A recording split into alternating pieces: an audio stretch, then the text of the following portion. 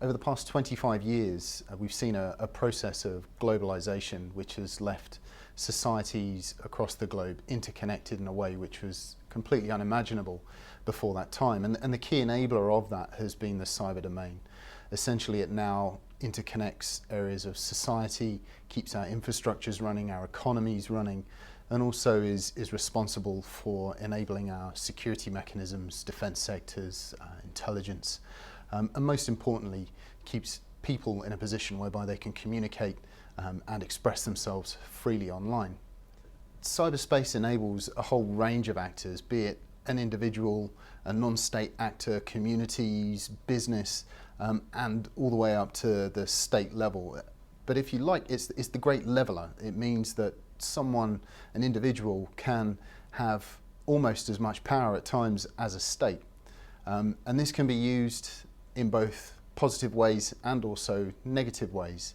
And this is really what governments, the private sector, and creative thinkers are really trying to grapple with right now, is how do you enable people to still use the internet freely and to continue economic growth patterns and freedom of expression whilst creating a safe and secure online environment for the majority of the general public.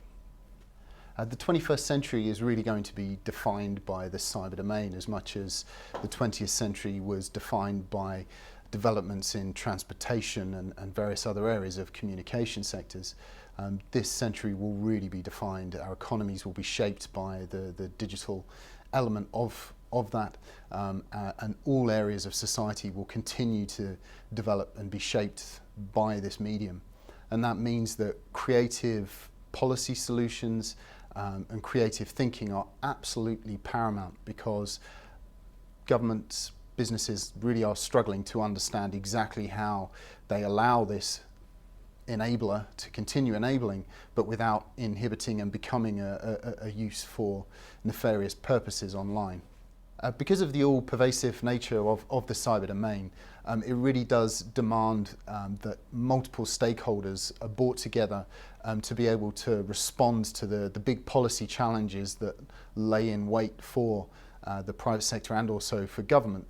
And those solutions are something that think tanks can assist in providing. Now, ASPI has decided to establish the International Cyber Policy Centre to rise to that big challenge, if you like, of the future of cyber policy. And we will be bringing together a whole range of stakeholders from across the Australian government and also from the private sector, along with many creative thinkers from across the non-governmental sector, in order that we can provide more creative thinking around this rapidly evolving policy area. Through the ASPI International Cyber Policy Centre, we realise and acknowledge the fact that there's going to be no one single entity that actually has all the answers to this problem space.